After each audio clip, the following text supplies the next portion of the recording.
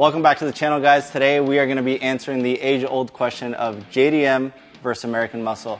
Us car guys always have this debate. We always talk about what's better than the other, whether you have more displacement or whether you have that lightweight turbocharged engine that is just super nimble. So we're going to get into it today, so stick around.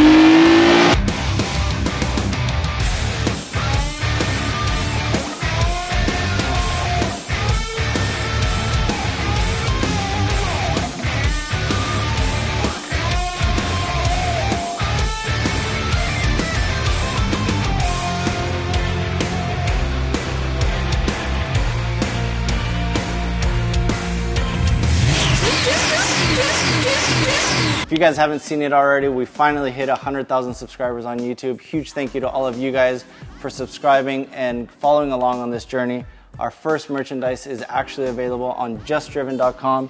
You can go ahead and cop one of these shirts. It is nationwide shipping. If you do have an international address, we can get you a quote. Don't forget to email us at info@justdriven.com so we can get you squared away. All right, guys, so before the days of turbo timers, launch control, and aftermarket ECUs, there was just raw, unfiltered Detroit steel. I'm talking big blocks, 4 barrels, and burnouts in every single parking lot. But as you know, halfway across the globe, a quiet revolution was starting to take shape. There were small displacement engines, precision, efficiency, and cars that didn't need big displacement to crush corners. Japan was building legends. And sushi. So today, Alex and I are going to ask that question that every single car guy has debated at some point in their life. Which one ruled the streets, American Muscle or JDM tuners? Well, as you see, we have our actual legends behind us, and that's our 1970 Toretto Charger, the Roadrunner Resto Mod, the Chevelle convertible, and our Malibu. Versus our Fast and Furious 1 Supra, a Hako GTR, Resto Mod, an R33 Skyline, and a modified NSX, which is my favorite. And in a world where engine swaps have become almost an art form, this conversation goes even deeper. American muscle cars are now being reborn with modern LS engines, Coyote power plants, and even Hellcat swaps.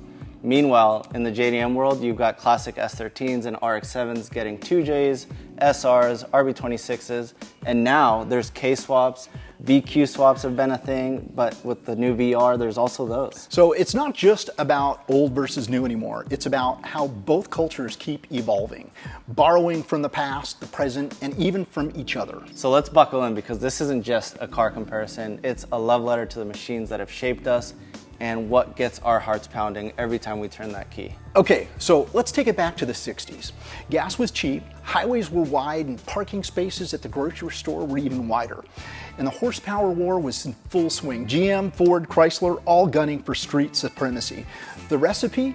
Take a mid-sized body, drop in a massive V8, and sell it to every young rebel with a paycheck. Our 70 Chevelle convertible, it's the last of the golden age. Our Malibu, a clean sleeper, and the Roadrunner, man, it's a cartoon name with serious firepower. The Toretto Charger, that's a Frankenstein monster built for chaos. Those cars weren't made to corner. They were made to intimidate you and scare you and feel the rumble. You feel every explosion of fuel. It's super loud. It's visceral, and it's unapologetic. Absolutely. And now a lot of these cars are being reborn. 69 Camaros with LS3s, Fox body Mustangs with Gen 3 Coyotes, Hellcat drivetrains going into everything. Even our 70 Roadrunner is way beyond 70 tech.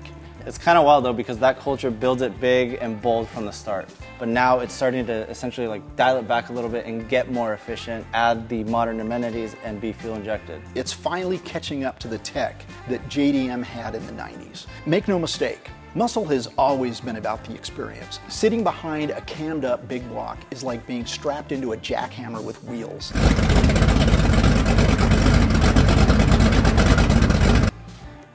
I got nothing. But Japan's rise in the automotive world was strategic and efficient, fueled by passion. In the 60s and 70s, America was building brute force while Japan was focused on technical finesse. They wanted to enhance the feel. The cars weren't just built to be on the streets, but be in the circuits. And so true. And they nailed it. They built machines that didn't just accelerate, they performed like instruments. My favorite car, the Datsun 240Z, it just changed the way the Americans saw Japanese cars. It came out as a 2,300 pound, lightweight, stylish, cheaper than a Porsche. Now cars like the 240SX, the rotary RX3s, and then 86s, AE86s. We had one here for a little bit. Yep. It just brought that rear-wheel drive excitement to the modern world, to the masses. And now, fast forward to the 80s and 90s, the golden era of JDM engineering, Group A racing with the R32 GTR just dominating everything. Yeah. Now, Toyota wants to come into the game and they bring out the 2JZ. Legendary. It is a bulletproof engine platform right out of the box. Honda comes out with the NSX and input from an F1 driver, Ayrton Senna himself. So JDM wasn't just about straight line power, it was about harmony, chassis tuning, weight distribution, and response. The RB26, the 4AG, the 13B, all masterpieces that punched way above their displacement. What blew my mind is how overbuilt those motors were. 2JZs hitting 1,000 horsepower reliably, RB26s taking boost like it's its breakfast. I mean, our 2JZ is making 1,000 horsepower crank reliably. We're at about 850 wheel horsepower. And you know, when Fast and Furious dropped in 2001, it was more than just a movie. It was an earthquake. It brought all the JDM masses, all the muscle car masses together. We were all in the same room for the first time, side by side. Everybody leaving the movie theaters on that first night when that debuted was everybody racing. I remember. Not just the JDM guys, not just the muscle cars guys. It was everybody. It was so different. It was a movie like no other. Yeah. I'll never forget that final race between Dom's Charger and Brian Supra. That moment wasn't about who crossed the finish line first. It was about two styles, two philosophies, two eras colliding.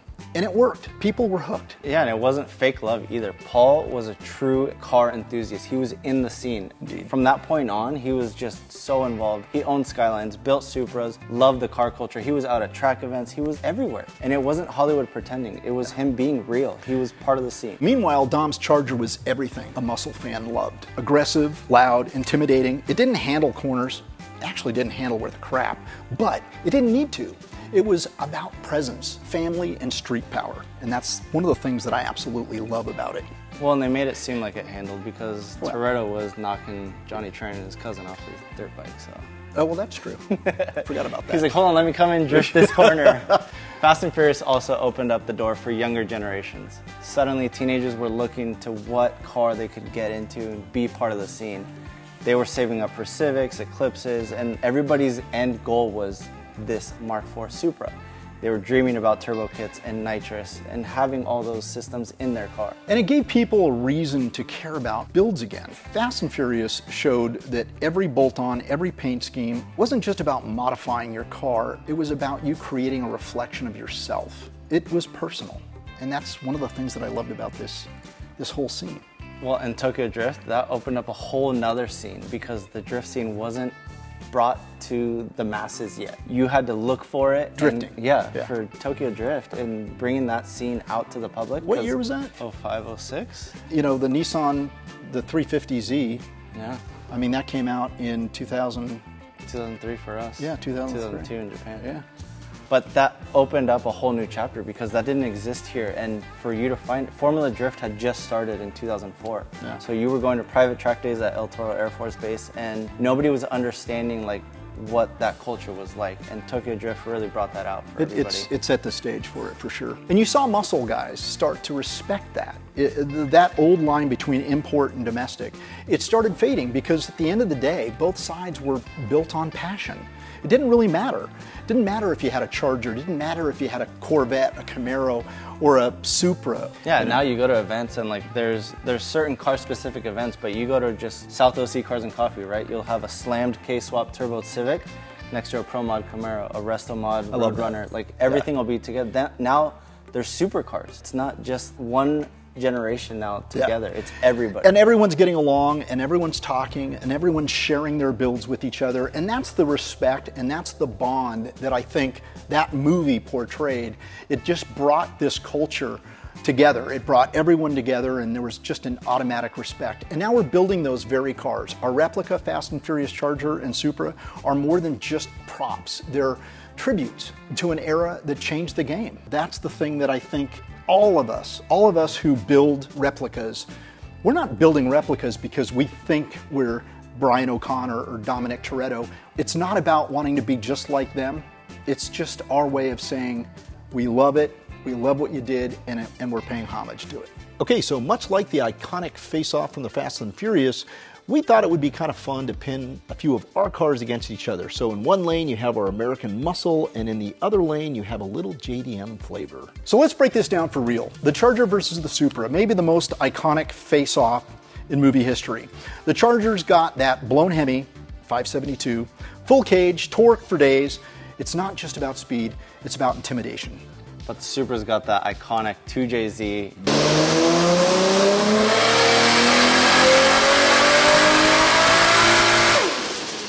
It's legendary inline-6 turbo, forged internals from the factory. It's the engine that doubles its output without breaking a sweat. It's crazy.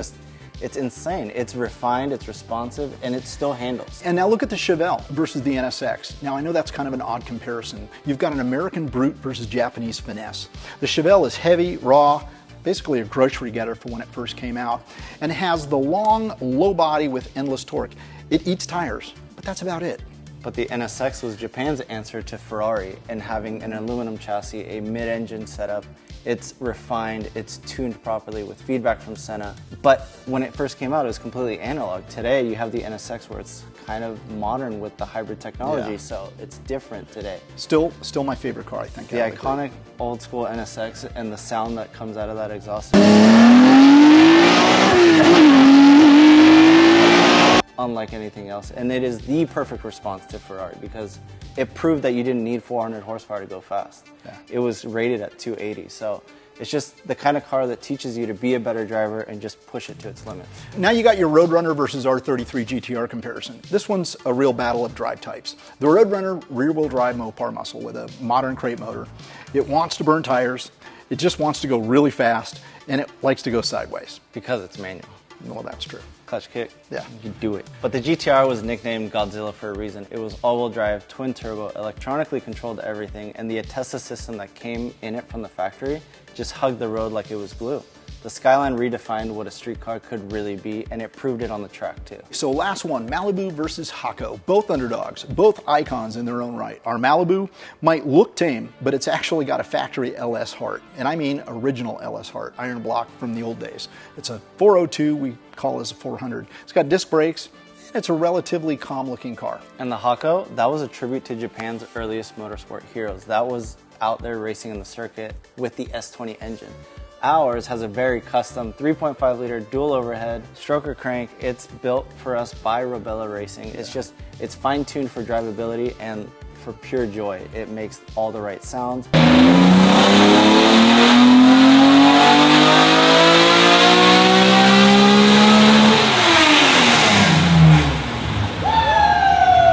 It gets you emotional when you step on that throttle, and it's not just a car anymore. Now it's legendary. Yeah, it really is. This showdown isn't about which car is faster. It's about what each car means, what it represents. And specs are cool, but what about the feelings that it gives you and the legacy that it leaves behind? Yeah. That just lasts forever because that's what ignites us to keep building these cars. Yeah. When you slide into the driver's seat of a classic American muscle car, it's like stepping back in time. It's a time machine. The cabin is straightforward, no frills, just function. A massive steering wheel, I mean massive. Analog gauges, sometimes don't always work, and the rumble of the V8. And I mean, you feel it in your chest, you feel it in your legs, it's unfiltered, it's just all power. And contrast that with like our JDM sports cars, the cockpit is just more refined to the driver and the ergonomics of what you feel being in that driver's seat. The seat hugs you, the controls are within easy reach, everything's accessible. and the instrumentation is just precise. It all functions beautifully, almost forever. Yeah. It's about creating that seamless connection between the man and the machine. So take the 1970 Charger, for example. It's heavy with a long hood, rear-wheel drive. You feel every bit of its weight, especially when cornering. I mean, especially when cornering. It kind of reminds me of the commercial, you know, the old Wendy's commercial. Where's the beef? With the lady sliding in the back of the car.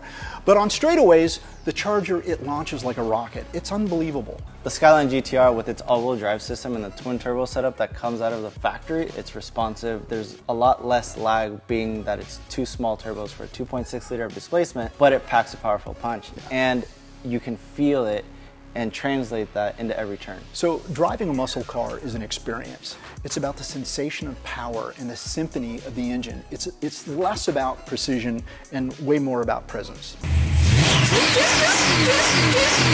But I mean, the JDM cars, on the other hand, they really emphasize the balance and the control, because you want power, but you also want to be able to corner and you want to put the power down. They're engineered for handling with a focus on the weight distribution and suspension tuning. It's completely different in terms of just brute power and torque, like just kicking you in the butt. You know, it's funny, I remember taking a 69 Camaro SS for a spin. Remember that car? Yeah. The steering was heavy, the brakes required a firm foot, but the acceleration was intoxicating. It absolutely demanded respect. And I had that same feeling for the first time setting into an R32 GTR that made 750 horsepower. And back then it was a HKS T51R turbo. That thing would not make power until 6,000 RPM. You're going to 9,000. That thing was just screaming, but it was amazing. It was so fine-tuned, it was perfect, and it felt amazing. You know, it's fascinating how these two automotive philosophies deliver such distinct driving experiences. Muscle cars are about brute force, while JDM cars offer all that finesse. They both have a place in our societies, because that's how you bring the masses together. We're all into it for the same passion, and everything resonates with the driver. So you know what really brings us together? It's not just the builds, it's not just the sound or the speed, it's the bond. It's direct port nitrous injection, 4-core intercoolers, and ball bearing turbos, and titanium valve springs. The car scene is just one of those few places where it doesn't matter what you drive. We're all there to hang out together and be part of that car scene. Cars are what bring us together. It's what keeps us together. It's the unspoken respect. You see someone turning wrenches at 11 o'clock at night. It doesn't matter if it's a VTEC or a big block. It's respecting that hustle, I think, is what says it all. You go to a car meet and you'll see kids fresh off their first build standing next to retirees, I mean, guys older than me, and they're talking like they're best friends. Where else does that happen?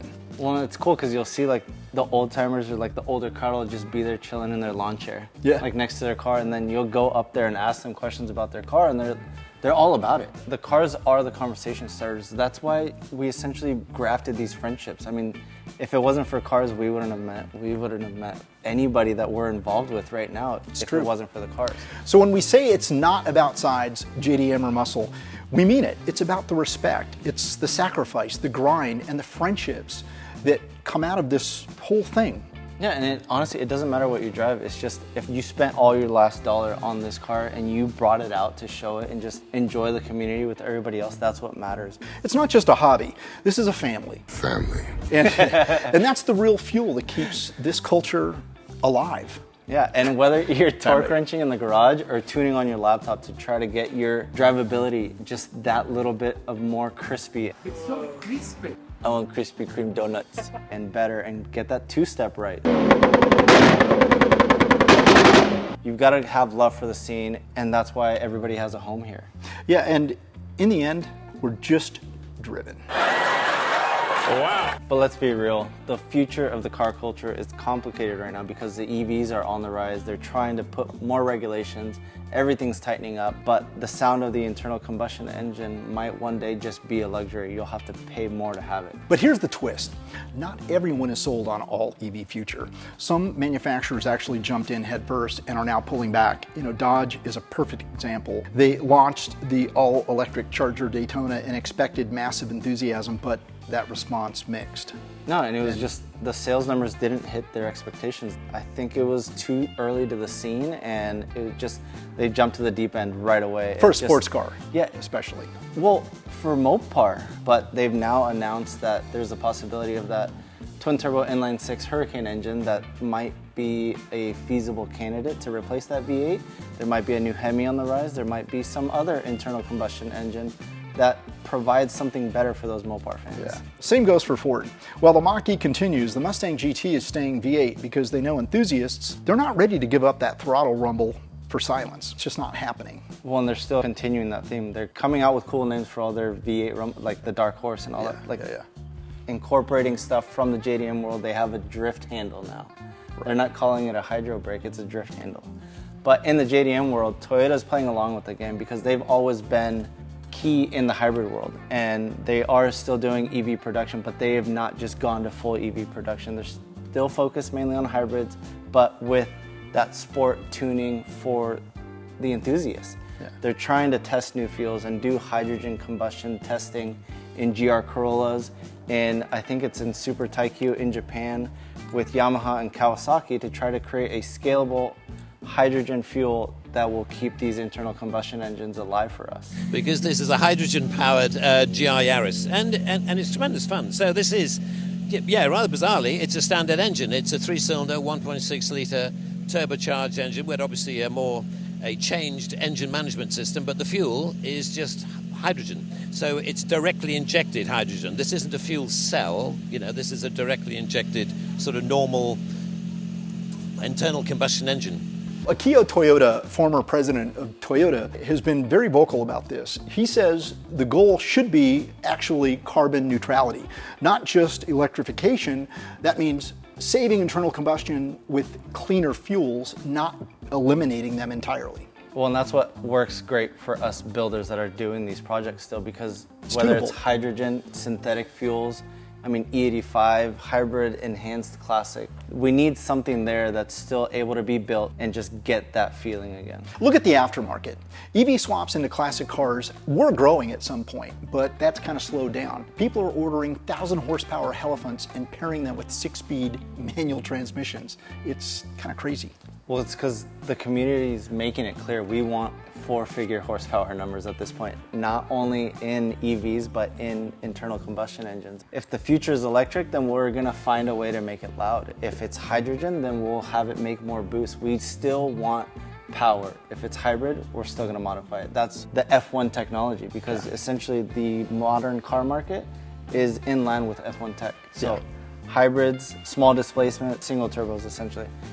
Hybrid, small displacement, but EV power packing behind it is where it's at. And now they're transitioning into synthetic fuels. So they're already testing that. We're not afraid of change. We just want to make sure we're still part of the story. And whether it's a turbocharged EV Supra or a hydrogen-powered classic Mustang, we're still gonna be wrenching, we're still gonna be racing, and still chasing that feeling. Yeah, because the future doesn't have to race the past. It can evolve with it or from it. So drop a comment down below, let us know what you're working on in the garage, and don't forget to go to our website, justdriven.com, and get yourself some new merch. These shirts are officially out, ready to ship to your home, so do it. Thanks, guys. We'll see you on the next one. And don't forget to buy our shirt, please. Thanks. Yeah. Not if you have an EV, though. I'm ready.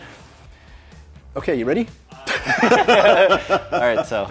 All right.